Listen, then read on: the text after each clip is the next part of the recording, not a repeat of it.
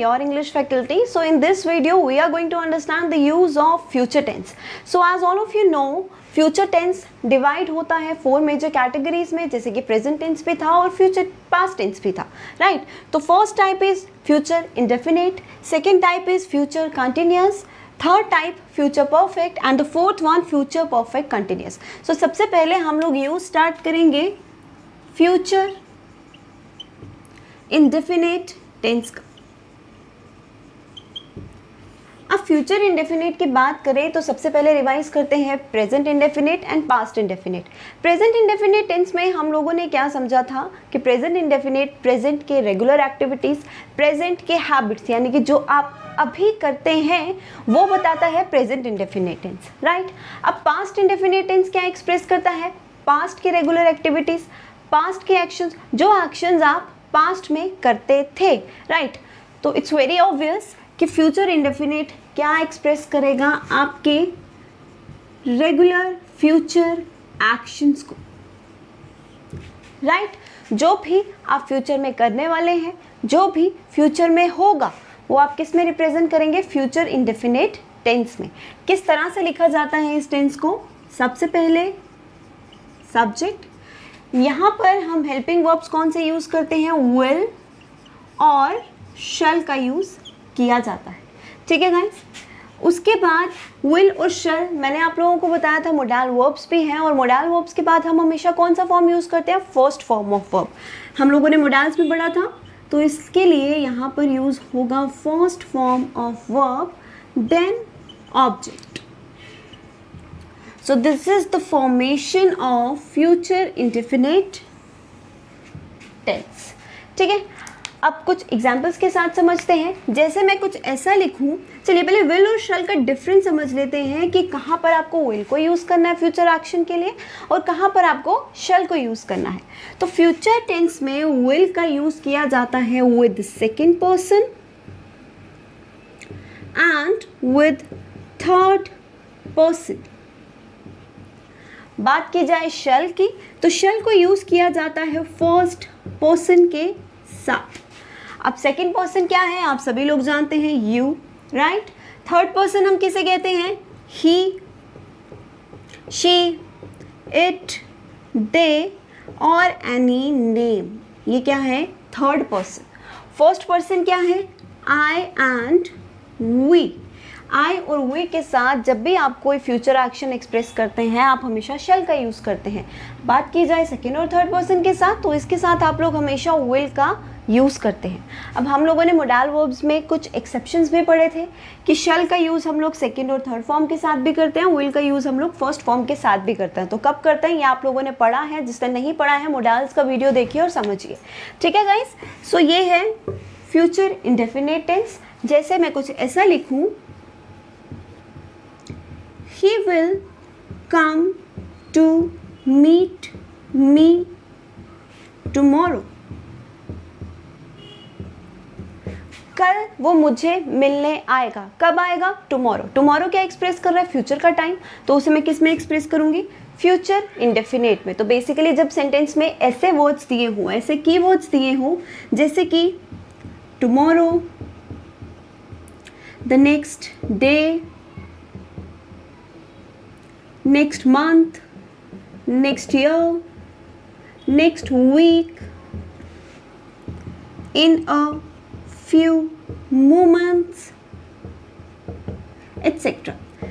ऐसा कोई time clause दिया हो जो फ्यूचर को एक्सप्रेस कर रहा है, तो उसमें आप लोग सिंपली फ्यूचर इंडेफिनिट टेंस का यूज़ करते हो। ये तो था विल का यूज़। एक शैल का यूज़ भी देख लेते हैं, एक सेंटेंस देख लेते हैं। मैं कुछ ऐसा लिखूँ, आई शैल कॉल यू, ठीक है जी। अब मैंने बोला आई शैल कॉल यू, तो शैल ने क्या एक्सप्रेस किया कि फ्यूचर में कॉल करूंगी, कि मैं तुम्हें कॉल करूंगी। तो ये है future indefinite tense. Now the second type is future continuous tense.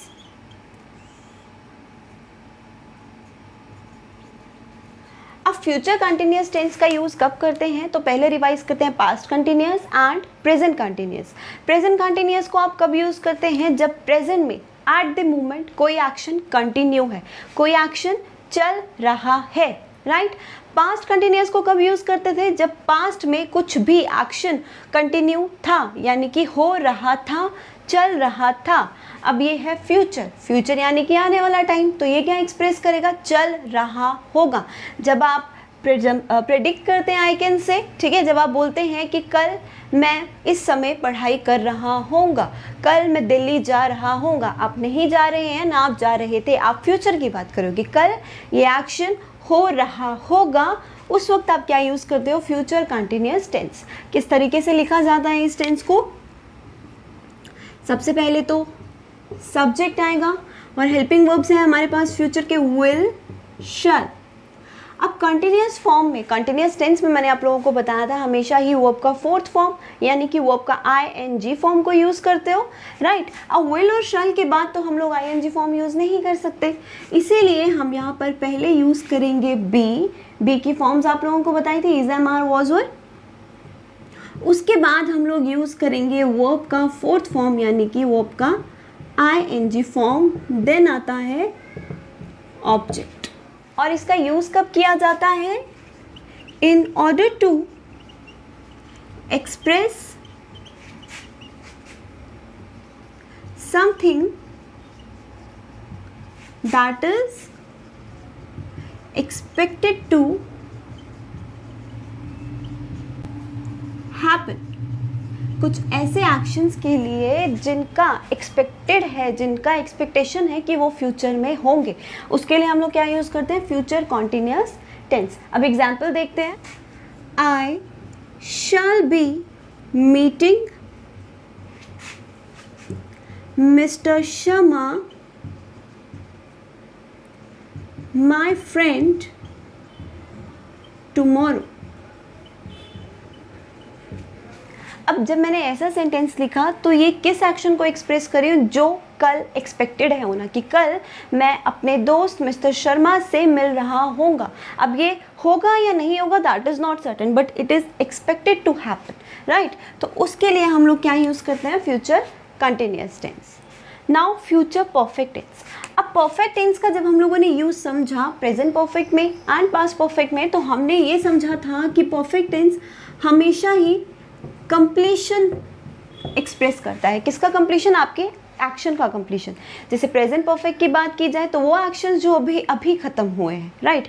Past perfect की बात की जाए वो एक्शन जो आपने पास्ट में ख़त्म कर चुके थे। अब फ्यूचर परफेक्ट की बात की जाए तो ये एक्सप्रेस करता है वो एक्शंस जो आप फ्यूचर में किसी पर्टिकुलर मोमेंट ऑफ टाइम पे ख़त्म कर दोगे। क्या ये किस लिए यूज़ होता है? Used to express actions that will be completed at certain moment in future। जो फ्यूचर में किसी समय पर एक्शन खत्म होंगे उसके लिए हम लोग यूज़ करेंगे फ्यूचर परफेक्ट। अब इसको लिखा कैसे जाता है? सबसे पहले तो आता है सब्जेक्ट, हेल्पिंग वर्ब्स क्या है? विल, शैल। अब मैंने आप लोगों को बताया था एक्शन की कंप्लीशन बताने के लिए हम लोग हमेशा यूज़ करते हैं वर्ब का थर्ड फॉर्म, राइट। तो यहाँ पर विल और शैल के बाद ऑब्वियसली थर्ड फॉर्म नहीं लगाया जा सकता, इसीलिए हम लोग यूज़ करते हैं हैव का। यहाँ पर अक्सर आपको विल शैल हैज़ भी दिया हो सकता है, विल शैल हैड भी दिया हो सकता है, तो ये आपको यहाँ पर अवॉइड करना है। Will have, shall have, will has, shall had नहीं होता, ठीक है।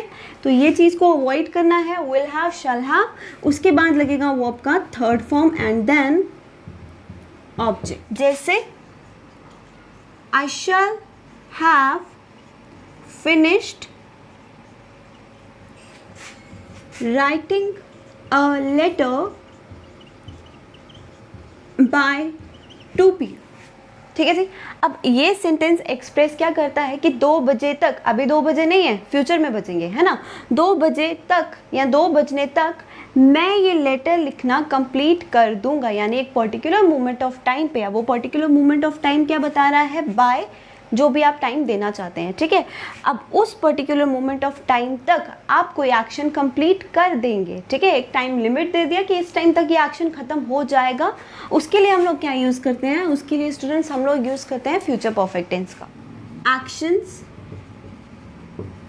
That will be going on in the future before a certain action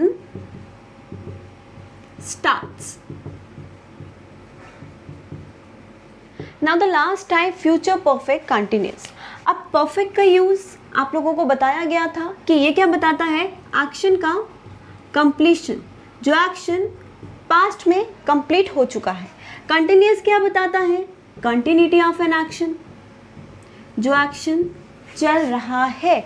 अब ये फ्यूचर में है तो ये क्या एक्सप्रेस करेगा, ये उन एक्शंस को एक्सप्रेस करेगा जो एक्शंस आप लोगों ने पास्ट में किसी मोमेंट ऑफ टाइम पे स्टार्ट किए थे, ठीक है, और वो प्रेजेंट में भी चल रहे हैं और फ्यूचर में भी चलेंगे। समझ रहे हैं आप बात लोग, पास्ट में स्टार्ट किए और आगे तक फ्यूचर में एक्सपेक्टेड है कि वो कंटिन्यू रहेंगे। उसके लिए हम लोग यूज़ करते हैं फ्यूचर परफेक्ट कंटिन्यूअस टेंस का। एक एग्जाम्पल से समझते हैं। जैसे मैं कहूँ कि आप लोगों ने सुबह 10 बजे पढ़ाई करना शुरू किया, ठीक है, 10 बजे आप लोगों ने किताबें खोली, पढ़ाई करना शुरू किया। अभी जो भी टाइम हुआ है और मैं कहूँ शाम के 6 बजे तक आप पढ़ ही रहे होंगे। 10 बजे पढ़ना शुरू किया, 6 बजे तक पढ़ ही रहे होंगे, तो वो आप किस में एक्सप्रेस करोगे, वो एक्सप्रेस करोगे फ्यूचर परफेक्ट टेंस में। पास्ट में स्टार्ट किया और फ्यूचर में भी कंटिन्यू रहेगा, ठीक है। तो किस लिए यूज़ होता है, यूज्ड टू एक्सप्रेस। अब इसे लिखा कैसे जाता है, सबसे पहले तो सब्जेक्ट, उसके बाद विल, शल। अब ये परफेक्ट है तो क्या लगेगा विल शल के बाद, हैव। अब ये कंटिन्यूटी भी बताता है तो हैव के बाद तो हम आईएनजी फॉर्म नहीं लगा सकते, इसीलिए यहाँ पर लगेगा बीन, बीन के बाद लगेगा वर्ब का fourth form, then object and then since for. Since for क्या एक्सप्रेस करता है, टाइम क्लॉज, ठीक है। तो कैसे लिखेंगे, subject will shall have been, ING form, object, since for. Example देखते हैं, I shall have been living in Delhi for 5 years by the end of this year. अब आप लोग एक सेंटेंस देख सकते हैं बोर्ड पे, मैंने लिखा है I shall have been living in, I shall have been living in Delhi for 5 years by the end of this year. अब इस सेंटेंस से एक्सप्रेशन क्या आता है, हमें ये समझ आता है कि इस साल के ख़त्म होने तक मुझे दिल्ली में रहते हुए 5 साल हो जाएंगे। अभी कब हो जाएंगे, अभी 5 साल हुए नहीं हैं, कब हो जाएंगे, इस साल के ख़त्म होने तक। तो ये सेंटेंस क्या एक्सप्रेस करता है कि कुछ साल पहले मैंने दिल्ली में रहना स्टार्ट किया था, राइट, और इस साल के ख़त्म होने तक उससे 5 साल पूरे हो जाएंगे, यानी कि मुझे यहाँ रहते हुए 5 साल पूरे हो जाएंगे, अभी हुए नहीं हैं। तो एक्शन पास्ट में स्टार्ट हुआ और फ्यूचर में भी कंटिन्यू है, क्या एक्सप्रेस करेगा, फ्यूचर परफेक्ट कंटिन्यूअस टेंस, ठीक है स्टूडेंट्स। तो ये है फ्यूचर टेंस, हम लोग कवर कर चुके हैं present tense, past tense and future tense. सभी इनके यूजेज, जितना भी यूजेज है आप लोग अच्छे से रिवाइज कर लीजिए, क्योंकि नेक्स्ट वीडियो में हम लोग करेंगे sentence practice only on the basis of tenses.